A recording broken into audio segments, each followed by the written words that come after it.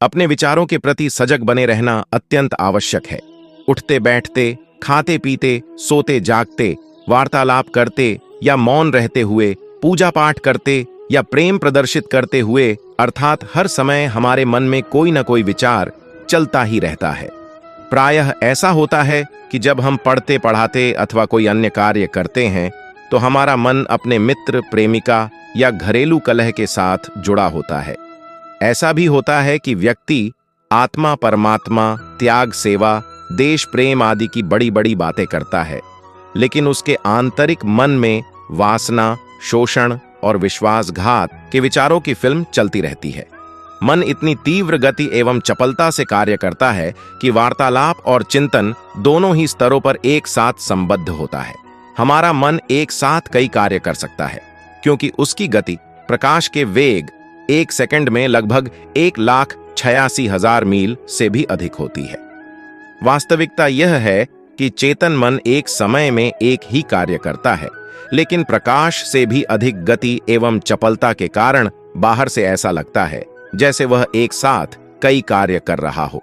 इसके साथ ही व्यक्ति के मन का अवचेतन स्तर जागृतावस्था में भी चेतन स्तर की सहायता करता रहता है। यही कारण है कि किसी प्रमुख कार्य के मध्य व्यक्ति उसके साथ साथ दूसरे कार्य भी करता रहता है, जैसे वाहन चलाते समय किसी से बात करना, गीत गुनगुनाना या किसी समस्या के बारे में विचार करना आदि। ऐसी स्थितियों में व्यक्ति के मन का अवचेतन स्तर प्रमुख कार्य को यंत्रवत करता रहता है और चेतन स्तर अन्य कार्य में मग्न रहता है। यदि आप अपने विचारों के प्रति जागरूक हो जाएं, तो अपने शरीर और मन मस्तिष्क की इन विशेषताओं को सरलता से अनुभव कर सकते हैं।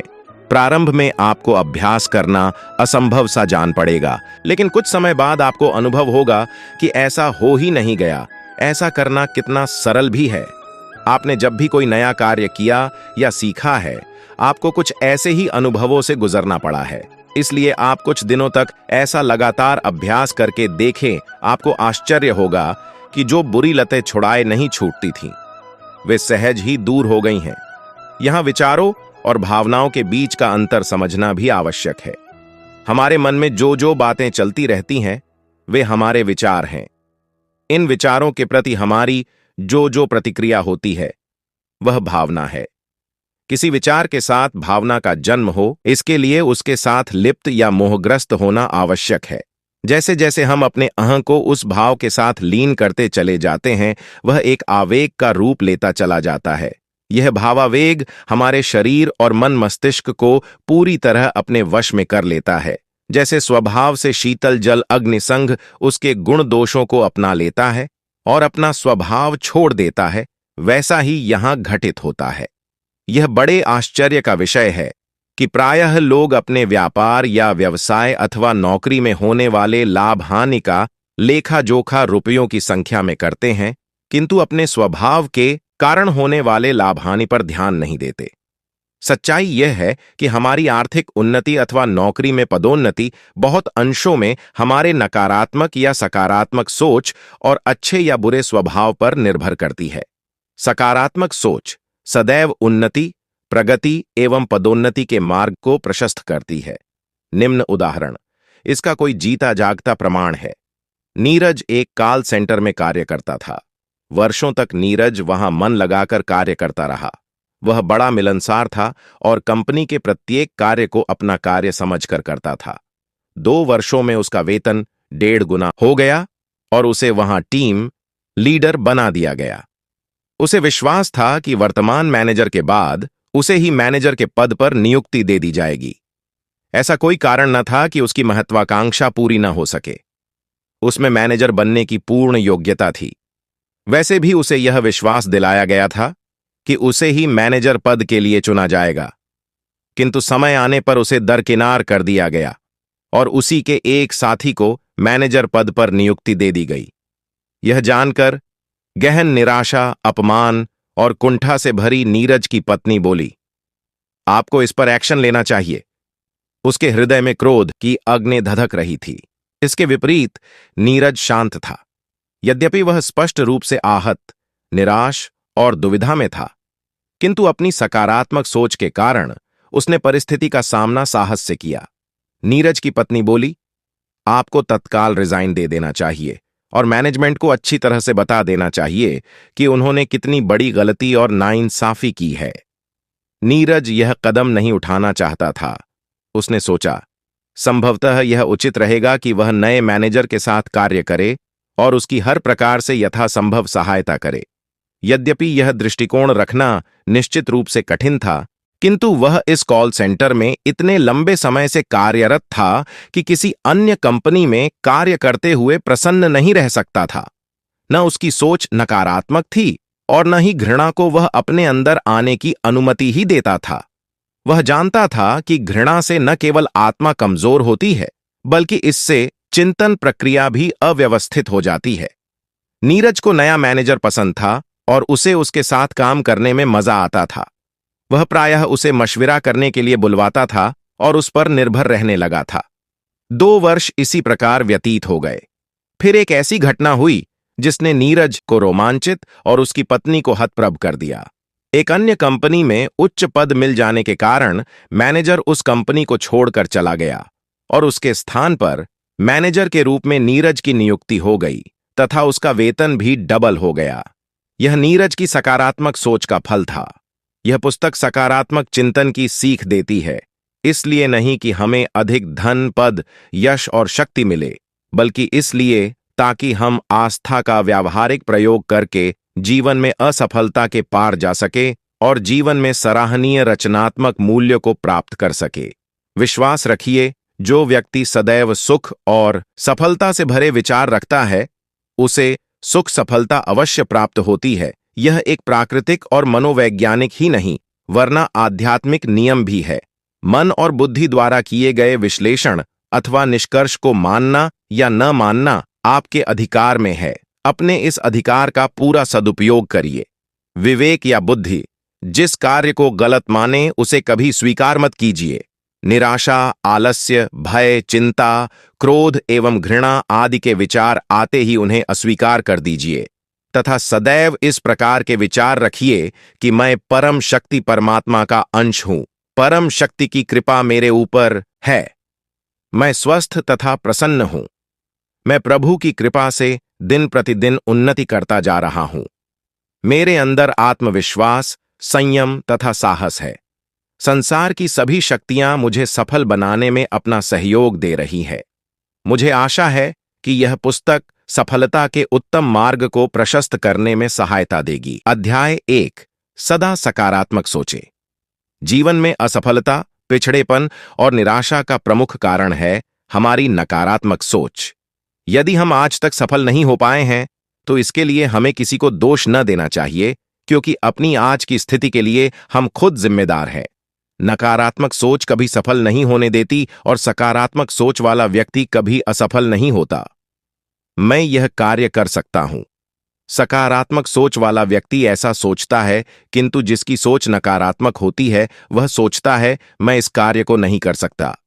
नकारात्मक और सकारात्मक सोच वाले व्यक्तियों में केवल यही अंतर होता है। आप स्वयं से कहिए कि भाग्य, सफलता, उपयोगिता और स्वास्थ्य आदि ये सब मेरे ही है। चाहे परिस्थितियां कुछ भी क्यों ना हो, इस विचार को सदा मन में रखिए, उसे बाहर मत निकाल फेंकिए। अंततः जो वस्तु, जो सफलता, जो प्रसन्नता या जो सुख किसी दूसरे को प्राप्त हो सकता है, वह आपको प्राप्त क्यों नहीं हो सकता? अवश्य हो सकता है। यदि आपकी सोच सकारात्मक है तो ऐसा होगा भी। मेरे शब्द सजीव है, वे सत्य है, मेरे अनुशासन में है और जो मैं चाहूंगा उनसे करा लूंगा। इस संसार में ऐसे कितने मनुष्य हैं जो अपनी आत्मा की इस ध्वनि को शब्दों में व्यक्त कर पाते हैं? कितने मनुष्य ऐसे हैं जो सोचते हैं कि हमारे शब्द जीवंत शक्ति है। हम जो कुछ भी सोचते हैं और कहते हैं, उसका प्रतिबिंब हमारे मुख पर अंकित हो जाता है। हमारे मुख से जो भी शब्द निकलते हैं, उनमें असीम सामर्थ्य होती है। ऐसी सामर्थ्य जिसका मानव जीवन पर पूर्णतया प्रभाव पड़ता है। इसीलिए किसी ने कहा है कि धरती आकाश भले ही मिट जाए, किंतु उच्चारित शब्द कभी नहीं मिट सकते। मुख से निकले शब्दों में अद्भुत सामर्थ्य होती है। 1916 के यूरोपियन युद्ध में इस शब्द शक्ति ने बड़ा कमाल कर दिखाया। फ्रांस के उच्चतम सैनिक अधिकारी जनरल पेता ने अपने सैनिकों के हृदय में यह विश्वास भर दिया कि जर्मन सैनिक हमारी धरती पर पांव नहीं रख सकते। उसके शब्दों में ऐसी शक्ति, ऐसी सामर्थ्य थी कि उसके सैनिकों में उनसे अदम्य उत्साह जाग गया। इससे सैनिकों में स्फूर्ति का संचार हुआ और वे जी जान से लड़ते हुए विजयी हुए। युद्ध में कार्यरत चिकित्सकों का कथन था कि घायल सैनिकों की तो बात ही क्या, अपितु जो सैनिक इस युद्ध में मृत्यु को प्राप्त हो गए थे, उनके मुख पर भी विजय की झलक स्पष्ट दिखाई देती थी। हमारे मुख से निकला प्रत्येक शब्द संदेश वाहक का कार्य करता है। उससे यदि प्रेम के शब्द निकलेंगे तो वे प्रेम का संदेश देंगे, और वैर विरोध के शब्द निकलेंगे तो वैर विरोध का संदेश देंगे। मन में विचारे शब्दों से मुख से उच्चरित शब्दों की सामर्थ्य कई गुना अधिक होती है। किसी अच्छे वक्ता के मुख से अच्छा भाषण सुनकर मनुष्य के चित्त पर जो प्रभाव पड़ता है, वह उसी प्रकार के किसी ग्रंथ को पढ़ने से नहीं पड़ सकता। पढ़े और सुने शब्दों में बड़ा अंतर होता है।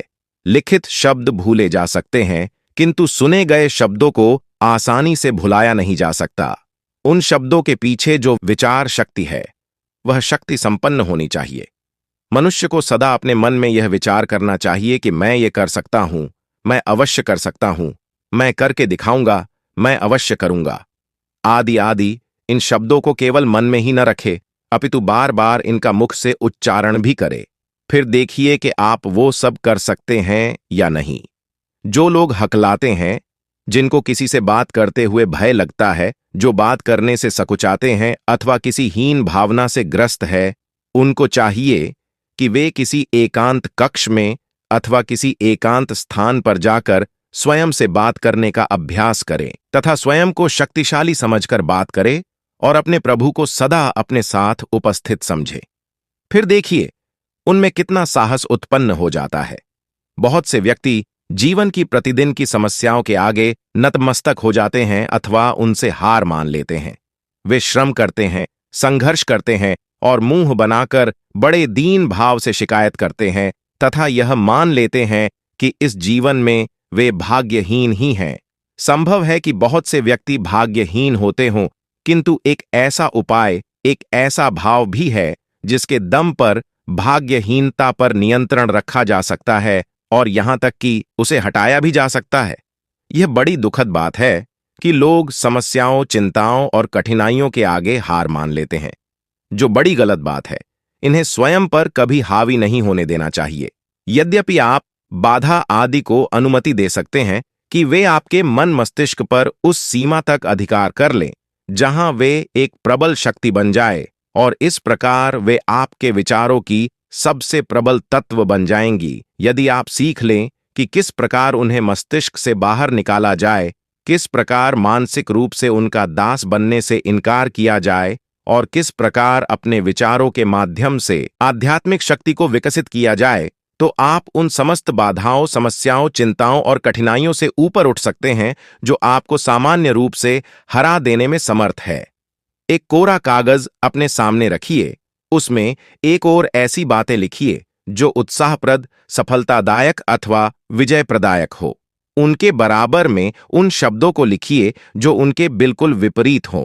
इसके बाद स्वयं से प्रश्न करिए कि आप इनमें से किन गुणों को अपने में पाते हैं अथवा अवगुणों को। अब यदि आप देखते हैं कि आप में उन गुणों की कमी है और उनके विरोधी गुणों की अधिकता है, तो घबराने की आवश्यकता नहीं। आपको अपनी कमी का ज्ञान हो गया है। ये क्या कम है? अब आप अपनी उन कमियों को दूर करने का प्रयास कीजिए। अपने हृदय से बात करिए कि ये कमियां हैं, इनको किस प्रकार दूर किया जाए। यदि आप भगवान बनना चाहें तो वो भी बन सकते हैं। इसके लिए केवल दृढ़ इच्छा शक्ति की आवश्यकता है। एक स्थान पर खड़े होकर जोर जोर से अपना नाम लेकर स्वयं से पूछिए, तुम यहां किस लिए आए हो? संसार से तुम्हारा क्या अभिप्राय है? तुम्हारा जीवन और तुम्हारा चरित्र क्या संदेश देने के लिए यहां है? तुम किस कार्य के निमित्त आए हो? क्या तुम इस बात को समझते हो कि तुम्हें यहां कुछ करने के लिए भेजा गया है, और जिस कार्य के लिए भेजा गया है, क्या तुम उस कार्य को कर रहे हो? क्या अन्यों की तरह तुम भी इस संसार के लिए उपयोगी सिद्ध हो रहे हो?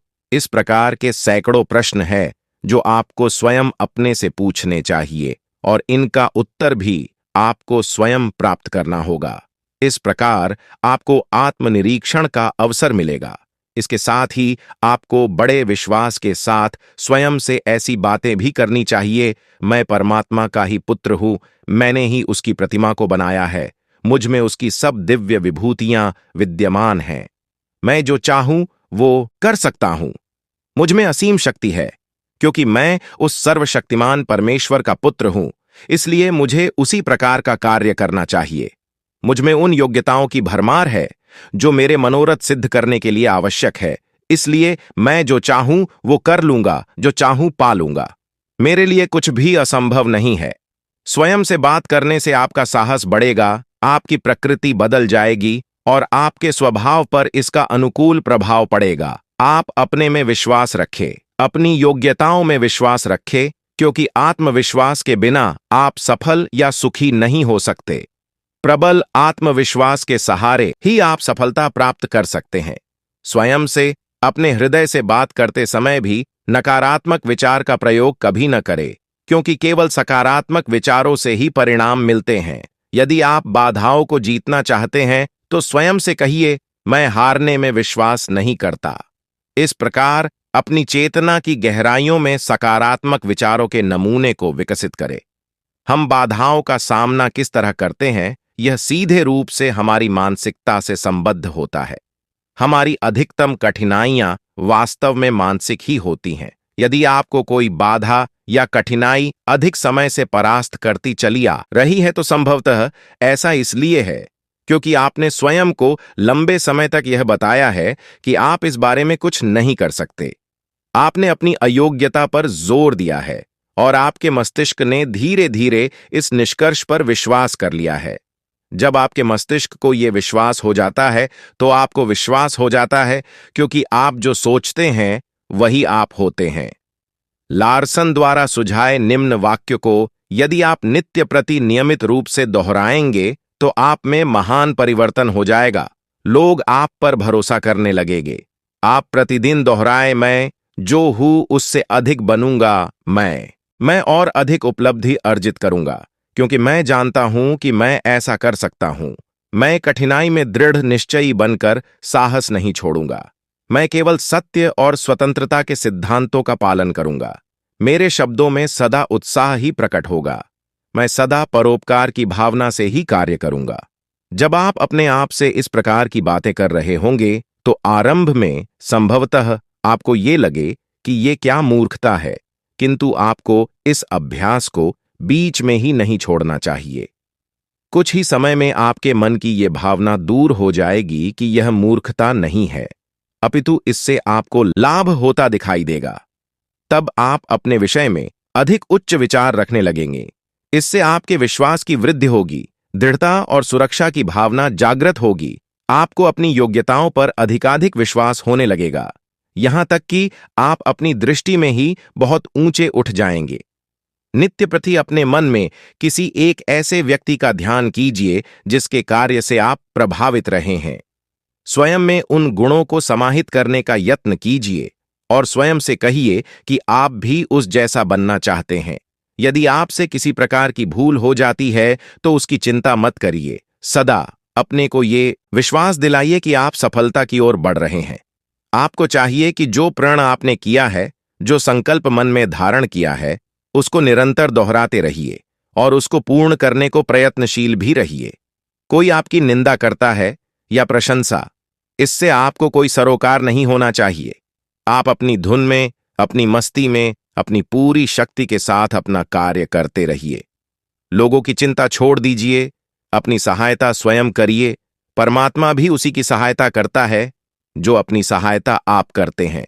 केवल भगवान या भाग्य के सहारे बैठे रहने से कोई भी व्यक्ति उन्नति नहीं कर सकता। भोजन, जल और रहने योग्य स्थान बनाने के लिए पशु पक्षी एवं वृक्ष पौधे तक प्रयत्न करते हैं, तब आप क्यों नहीं? आज हर क्षेत्र में इतनी भीषण प्रतियोगिता है और महंगाई इस हद तक बढ़ रही है कि धनार्जन का पूरा प्रयत्न किए बिना कुछ नहीं होता। उद्यम करने से ही कार्य सिद्ध होते हैं, मनोकामना करने से नहीं। ऐसा भी नहीं है कि भाग्य या भगवान का महत्व न हो, लेकिन उद्यम का उससे भी अधिक महत्व है। वस्तुतः भाग्यवादी भी भाग्य के स्वरूप को भली भांति नहीं जानते। भाग्य भी कर्म का ही एक रूप है, जिसे प्रारब्ध के नाम से जाना जाता है। परमात्मा स्वयं अपने कर्म में लगा रहता है, जैसा कि गीता में कहा गया है। यदि मनुष्य भाग्य के सहारे बैठा रहता तो नए नए चमत्कारिक एवं वैज्ञानिक आविष्कार न कर पाता और वह जंगली जीवन ही व्यतीत करता रहता। सही दृष्टिकोण यही है कि हम परमात्मा पर पूर्ण विश्वास रखते हुए अपने कर्मों को पूरी बुद्धिमानी, चतुराई एवं कुशलता से करने का प्रयत्न करें। यह तथ्य अत्यंत महत्वपूर्ण है कि परिस्थितियां चाहे कितनी बदतर हों, सकारात्मक सोच रखना, सकारात्मक दृष्टिकोण अपनाना, सकारात्मक बातें और कर्म करना सदैव आपके हाथ में रहता है। यही सफलता का मार्ग है। इस मार्ग पर चलकर आप अवश्य ही सफल होंगे। मुझे अपनी वीरता सिद्ध करनी है और अपना पौरुष प्रदर्शित करना है, अन्यथा संसार मुझे कायर कहेगा, मुझे नामर्द कहकर पुकारेगा और मुझे धिक्कारेगा।